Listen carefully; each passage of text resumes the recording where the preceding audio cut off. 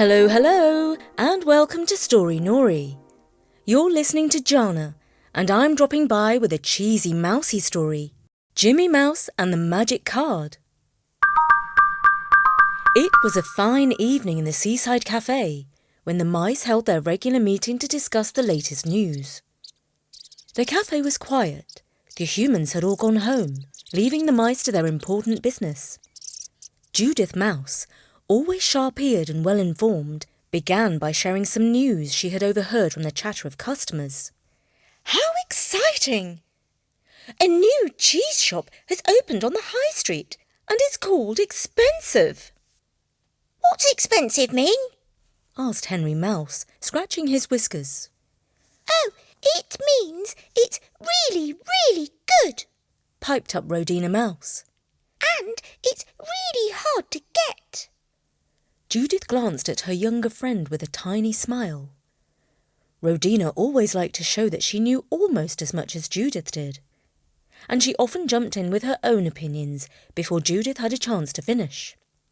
Grandpa Mouse wobbled his head sagely. Top-notch cheese, hey? Well, it's no good to us if it's locked away behind a glass window. No human's going to let a mouse walk into a shop and buy cheese. But what if we didn't buy it? Suggested Henry Mouse, lowering his voice. You mean steal it? Judith replied, crossing her paws. Rodina nodded eagerly. Well, that's what mice have always done, isn't it, Grandpa? Stealing is just what we do, right? Grandpa Mouse nodded approvingly. Stealing cheese is a proud tradition. It's in our nature, like nibbling and squeezing through impossibly small gaps. Judith shook her head. Humans say stealing is wrong. This is what they do instead. They wave a little card over a magic box, enter some mystical numbers, and then they can take whatever they like. They call it paying, and they get rather cross when other humans take things without doing the paying thing. They abide by a rule that says humans can only have things if they pay for them. Well, how are we supposed to pay? Asked Henry. We don't have a magic box or a card. The question went unanswered. No one offered so much as a squeak on the subject of how mice could pay for things.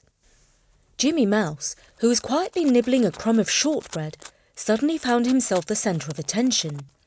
As usual, all eyes turned to him. I suppose you want me to go to this expensive cheese shop, is it?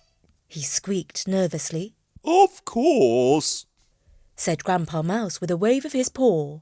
You're our bravest and most reliable mouse, Jimmy. It's your duty. It's not fair, Jimmy protested.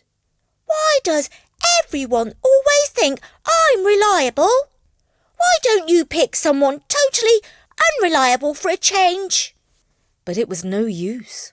As always, Jimmy ended up squeezing himself out of the mouse hole, scampering up a drain pipe and sneaking through a half-open window of the fancy cheese shop. He made his way carefully, darting past enormous wheels of Gouda and stacks of Stilton. As he scurried along, Jimmy stopped in front of an especially rare cheese, a legend among mice in the know, a spicy Dutch nagelkaas. But then his nose caught an even stronger scent right in front of him. There in the centre of the shop, Jimmy spotted the prize. A huge slab of golden cheese labelled Limburger, aged longer for its uniquely pungent flavour. Ooh, Grandpa's favourite smelly cheese. Jimmy's heart pounded as he nibbled through the wrapping, and with great effort he tugged a hefty slice free. He darted back the way he came, hearing only a faint tinkle of a bell as the shop's cat shifted in its sleep. Back at the cafe, the mice gathered around, sniffing the air. The Limburger cheese was smooth and creamy, with a robust aroma, somewhat reminiscent of human feet, that made their noses twitch in delight.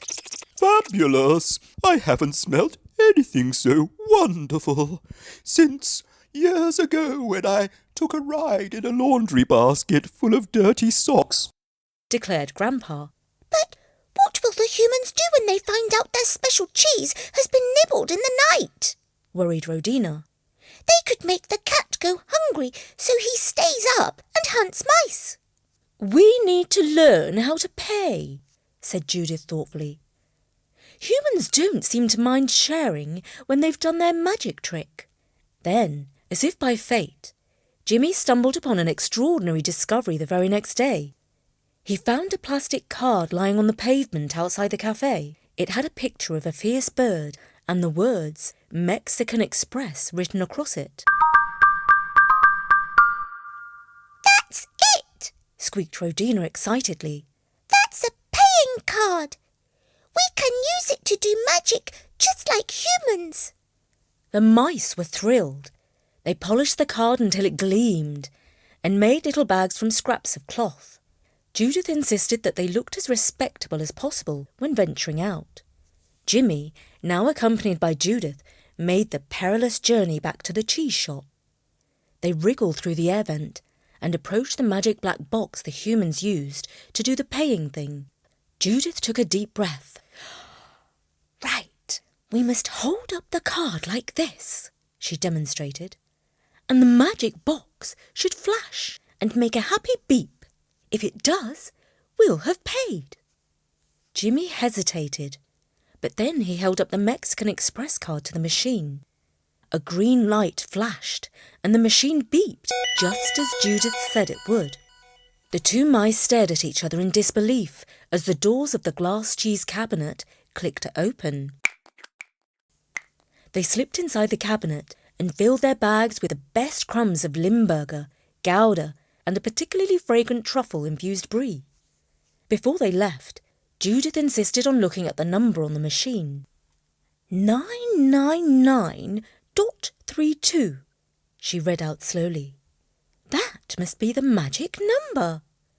We've really paid now. Emboldened by their success, the mice took their card to the posh grocery store next door.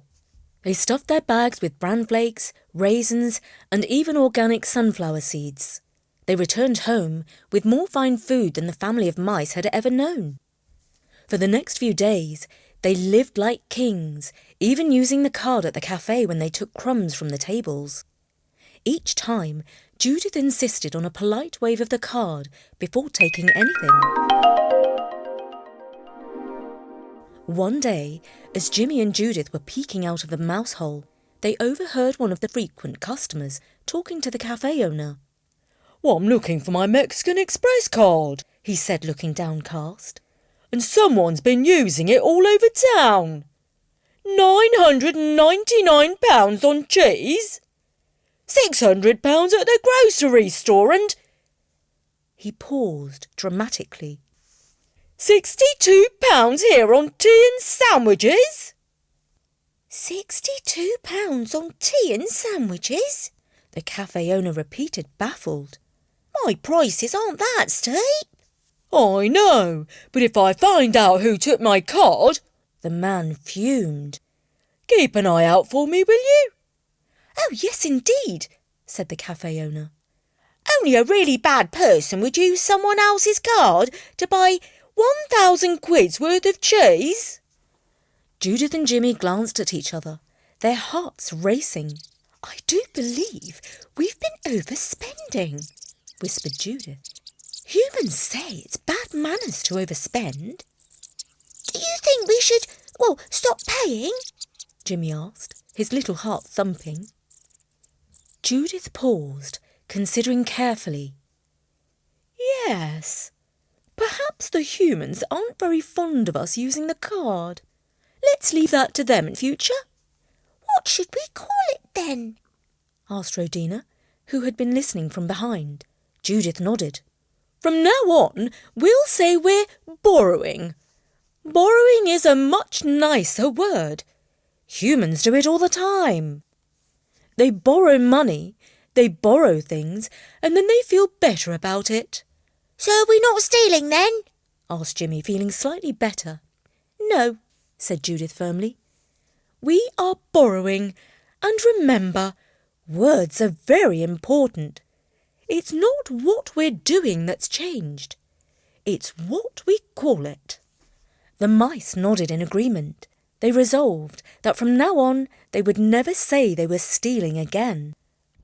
Borrowing. It sounds much more respectable. Grandpa Mouse agreed when he heard the plan.